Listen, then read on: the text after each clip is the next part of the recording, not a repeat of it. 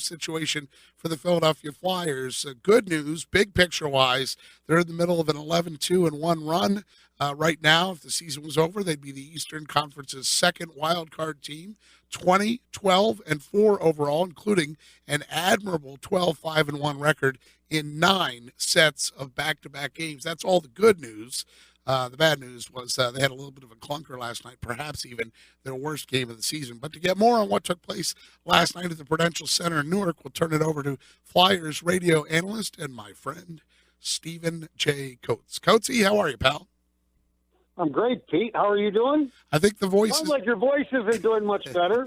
Oh, it's getting a little better. I mean, you can understand. Got a Muppet tone to it, I think. Yeah. John, how are you? I'm doing well, Coatesy. How are you? I'm great, thank you. So tell us about last night's game, Coatesy, and it certainly was physical. I mean, some people like that, old-time hockey. What stood out to you last night? Well, basically, it was just a perfect storm. You got the Flyers playing a very emotional game on Wednesday night. The game starts, those lovely 8 o'clock games on national television. I mean, obviously, we have to sell, which is what pays the bills, but it's a hard thing sometimes when you have to do a back-to-back because the team had to get right back on their horse and go up to New Jersey playing a team that Ray Sherrill, the general manager up there, put them on notice. I mean, he absolutely said, listen, we're not firing the coach. You guys have to play harder. You have to play tougher. Nobody's scared of us. Well, you saw the result. And I thought the Flyers did a great job of matching the team toughness. I truly believe that. I thought they did a really good job. I thought, considering how it's been the last 2 months and the things that they've been through as far as the emotion, the 10-game winning streak, it's been a hard time, but at the same time, you got to expect a clunker sooner or later. You know what's great about those, in a situation like that, it's 60 minutes of hockey, you get whacked 4-0. Shots on net were really minimal for either team. It wasn't like the New Jersey Devils absolutely outplayed them, but it was just one of those games that looked like, let's just get the hell out of here. And the worst case scenario is you lost 2 points. That's it.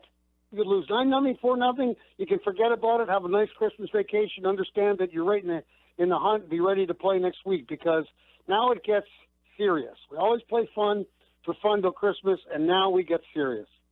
Yeah, let's talk about that too. And by the way, Penguins had it worse last night against Columbus. I saw that score go by. So you're right. It's all about perspective, and it's all about how you look at things. But I will say this, Coatesy, the TV broadcasters were a little surprised when they looked down and saw Anthony Stolarz in net to start the second period. Did that catch you and Timmy by surprise as well? Well, I could lie to you, say, Pete, that we really were on it. We got it right off the get-go and say, yeah, we saw Anthony Stolarz. But I'd be lying.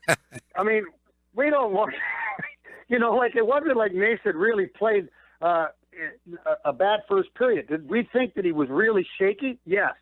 Did it appear like he was having a tough time seeing the puck or reacting to the puck, which is a sign that a goaltender's tired or he's just, he's not in rhythm. And considering the amount of hockey that he's played, it wouldn't be an unexpected thing. But no, we didn't look down and understand that he was out until 18:24. And it's not the first time it's happened. We had that happen against the Washington Capitals years ago. And usually get in the habit to look down and see that the goaltending changed, but we just never expect it. You can't assume. You know what happens when you assume. That's right. And, but that's what happened. And I thought if you look at it, I heard that Ron Hextall came out and said he was banged up a little bit. I haven't heard that. I haven't read it yet today. Nicked up, banged up, same terminology. Yeah, but I think there was a couple of things. If he is banged up a little bit, it was a situation, well, let's get Stoli in there. We're down 2-0 anyway. We're not playing, they're coming at us pretty good. It's a physical game. He doesn't really look like he's on it. Let's throw Stoli in and see if we get a little pump out of this.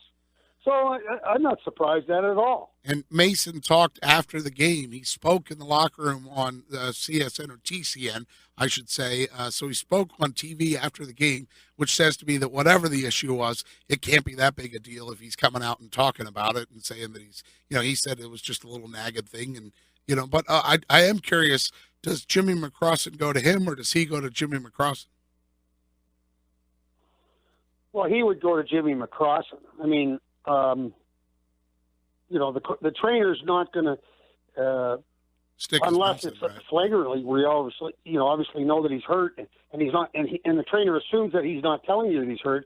I mean, there can be a communication both ways according to the severity of it. In this circumstance, to me, the goaltender would go to the trainer because the trainer would know that it was a little thing.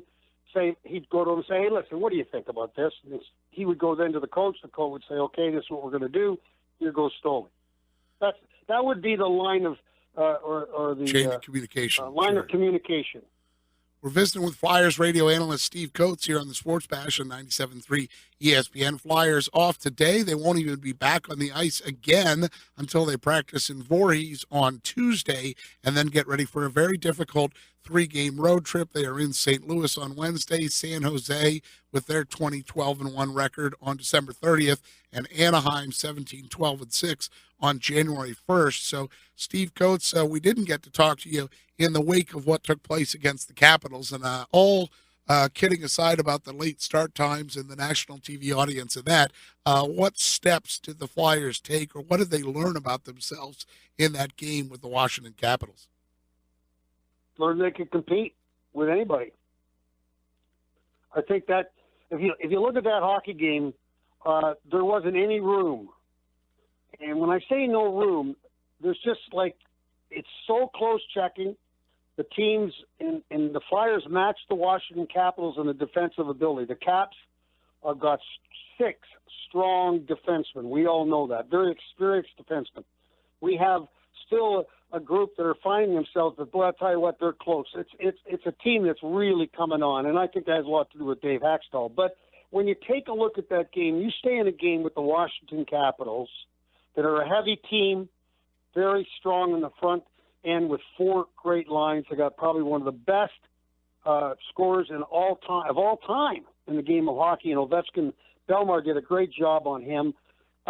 When you take a look at it, that means that you can compete at that level. And that's why the Flyers have been successful this year, because they can play against teams like that and be successful. So you learn that this is where you got to be. Last night, you'd like to think that you could learn that they can beat the good teams and the bad teams, but you just kind of have to cross that off as an aberration last night, and look forward to the next time the Devils come into Philadelphia. That'll be really neat. But that's what you learn about your team. And you learn about the competitiveness, the courage about your hockey club. I mean, everybody came to play that night. There wasn't a lack of work ethic or courage on anybody on that team. And you think about the 19-year-olds and the younger players who got on this hockey club, I just think that it was a marvelous effort. Even Travis Konecny, by the way, often sometimes referred to as the little guy, but he had no problem scrapping it up last night and getting involved in protecting his teammates. We're talking with Flyers analyst Steve Coates as the Flyers are on their Christmas break. They are off until they play on Wednesday in St. Louis. Now, another example, Steve, of good news, bad news situation. Last night, Michael Raffl leaves the game and apparently suffered maybe a knee injury. Lower body injury. Flyers 11-2-1 since Raffl joined Claude Giroux and Jake Voracek on that top line. So maybe that's the bad news. But then it looks like Sean Couturier may be back in the time that they take the ice to play the Blues and Ken Hitchcock in St. Louis. What can you tell us about Raffl, and what impact will Couturier have when he comes back? Well, one of the great things about the game of hockey right now as a broadcaster is that I don't have to make a decision or find out anything about injuries because they're not going to tell me anyway. So a guy like Raffl has a lower body injury. I heard he's not going to be out for a week, so he'll probably be back for the St. Louis game anyway next Wednesday, because we are out off over the month or the week of Christmas. I think that when you take a look at what Raffl's done, I said it last night on the air, that he's becoming more and more and learning. It's obviously a learning process, how to be a power forward. Is he a typical size-wise a power forward? Not really, but boy, I'll tell you what, he plays like one. He's learning how to use the wall, his body along the wall, to help Giroux and Voracek get the puck, get to the dirty areas, get to the front of the net. The goalie scored against the Washington Capitals, nearly got one last night against the Devils, going to the net, doing the good things. So I think he'd be missed for any extended period of time. Having Couturier come back, having Reed come back, having Mark Streit come back, brings you to a point where there's a lot of depth at the same time, it's a decision time. So now it's going to be tough for the coach because with all this extra group, or extra talent rather, it's going to be a tough decision because you got a lot of young kids playing good. Taylor Lear's up in the minors because of all the injuries, and he's been really good at that left side. So, even Dave Haxtell said last night there's some decision to be made at the beginning of January, but it's a good thing when you think about the depth now that they have. The Flyers, by the way, have 44 points in 36 games. That's a 100-point pace for a season. That'll make Flyers fans happy. But one thing that's a little concern, I guess, of people that watch the games, the power play, which had been so good, 0 for 15 in the last 6 games. What do you think is struggling on, or why do you think they're struggling on the power play right now? Do you feel good every day you go out there, Pete? No, you've heard my voice all week. Well, that's no different than a power play. A power play is about rhythm. And if it loses its rhythm because, certain players aren't playing as good as they normally are, or they lose their timing, then it just doesn't have the same effect. And it's a very fine-tuned element when you think about it. You got 5 people out there that have been together for a long time now, and their position, their understanding of what their individual personalities as a player and what they're going to do and when they're going to do it, those are all the things that make it work. But because it's so fine-tuned, and because penalty killing gets smarter and smarter as the season moves on, because we understand more about the opposing power plays, then it becomes tighter as the time goes on. But it is also a up and down situation, a more emotional roller coaster when it comes your power play sometimes can do absolutely no wrong, and other times it just doesn't work. And that's just the way that the game works, and it's probably, no, it is true for everybody, not just the Philadelphia Flyers, for everybody. And that's why you always see kind of a natural, for the good ones, they've got a natural area of around 25%, and the other ones are just not even close. Let me ask you about Shane Gostisbehere, Coatsy, for a second, because he exploded on the scene last year, was in the highlights, it seemed like, each and every night. And I know they showed a close-up of him. I believe it was in the Washington game where he had kind of had a little bit of a mishap where he had let a guy go, and he skated back to the bench and was kind of using his stick to hit himself in the forehead. Pretty much visual evidence that he's been pressing. Now, what's your take on Shane Gostisbehere and how he's played this season? I think when you take a look at his entrance into the National Hockey League last year, it was at a time that nobody dreamt it was going to happen. And remember correctly, he was sent to the American Hockey League because Ron Hextall believes that every young player should have an exposure to riding the bus, learning the game both mentally and physically at that level. And he wasn't expected to be up with the team, but because of injuries to the defense, he was called up on an emergency, and all of a sudden he was scoring those big overtime goals and doing these and doing this and doing that, and that's all well and good. I mean, that's absolutely spectacular. But sometimes you get a young player that comes in, has a lot of success, and then you go, wow, no matter what happens, you're still a young guy. You got to understand that it's a lot more than this. And I think that's what they're trying to teach him, to be more responsible in his own zone. You can't be just an offensive guy. If you're going to be a defenseman and have a defensive position with the hockey club, because that's the number one thing, and then have that great offensive upside, you got to learn how to play in your own zone. And I think he's getting a lot better at it. So I think that's why you're seeing him not as proactive in the offense. Same thing with Del Zotto. They've moved Del Zotto a long way back as far as the offensive ability, but just playing defense. And understanding what they got to do in their own zone, because you got to be responsible in your own zone. I mean, he took the body last night a couple of times in that Jersey game. He was just spectacular. He took that Miles up against the wall last night and went, wow.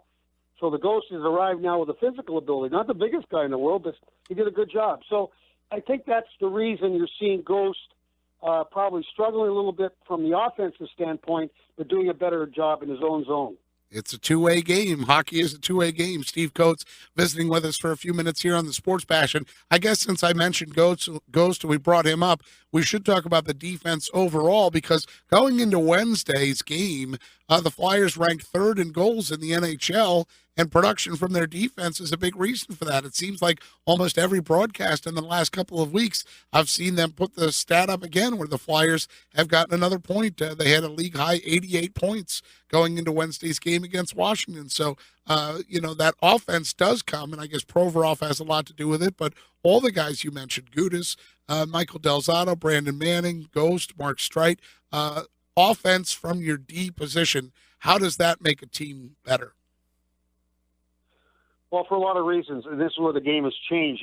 We used to have a big, tall, the prototypical big, tall, lead-leg defenseman that couldn't turn back on the blue line back in the day, and then you'd have guys like Reggie Leach and Mike Bossy flying down the wing and beating them to the outside. Well, those days are gone because all the defensemen can skate. If you notice about our defense, I think our biggest guy is 6'2", and those days of not being able to skate as a defenseman are gone. And then on top of that, you bring an ability. If you take a look at every one of our defensemen, they have the same thing in common: the ability to be able to get the puck and get it out. Because if you don't have that ability, then you're going to be in your zone a long time. That wears on the forwards. If you're a forward standing there along the wall, when we have the puck for our breakout to come out of our zone to go down to the other end and score goals, and you're waiting because your defenseman's struggling to get puck out, then you really are in for a long night. And the Flyers collectively, and I say this with all 8 of them, I mean, you got 8 defensemen that you're rotating right now, but when you take a look at every one of them, they all have the ability to be able to get the puck out and what I call the first pass. That first pass out, to move it, get it out with a rhythm, and get it into the neutral zone, and that is so important for a team, and I think the Flyers have that. And on top of that, they have the ability to be able to do, obviously, a good job in the offensive zone with moving the puck and taking the shot on net. Flyers not back home until January 3rd when they play the Rangers, which means a road trip coming up. But for now, a couple days off. In the meantime, a couple quick hits here, Coates, on things going around the NHL. Scott Hartnell, a 9th career hat trick for the Columbus Blue Jackets. I mentioned that score briefly last night, but a couple former Flyer names on there too. Sergei Bobrovsky. Are you surprised at what Columbus is doing in the Metropolitan Division? I would think you got to be surprised at the jump they made. I mean, they got a lot of talent there. That Cam Atkinson obviously is becoming a name in the National Hockey League. He's among the leaders of the National Hockey League. I always knew he was a good player, but I think that as a team, Columbus is struggling. But now you got a couple of things happening. You got Seth Jones, the player that was traded for Johansson to Nashville, the former number 4 pick overall, and he's a guy that's really coming into his own. They got a kid, right off the top of my head right now, I think it's Wesinski. He's a rookie there that is supposed to be absolutely scary, a defenseman on the blue line. And Hardnell's going to be a product of that because he's a veteran. He can play the game hard, knows where to go. And if you're playing with a good group, then as an older player, you will thrive on it. And Bobrovsky, we know that he's been outstanding. He's won the Vezina Trophy. And all the different young players that they have there, they've got all the elements to be a real strong hockey club, and they are proving it. And John Tortorella, remember, as many times as we talk about, everybody thinks that John Tortorella is this and that, and he's a good coach. And he won a Stanley Cup. You got to be a good coach to win a Stanley Cup. He had a hard time in New York a little bit.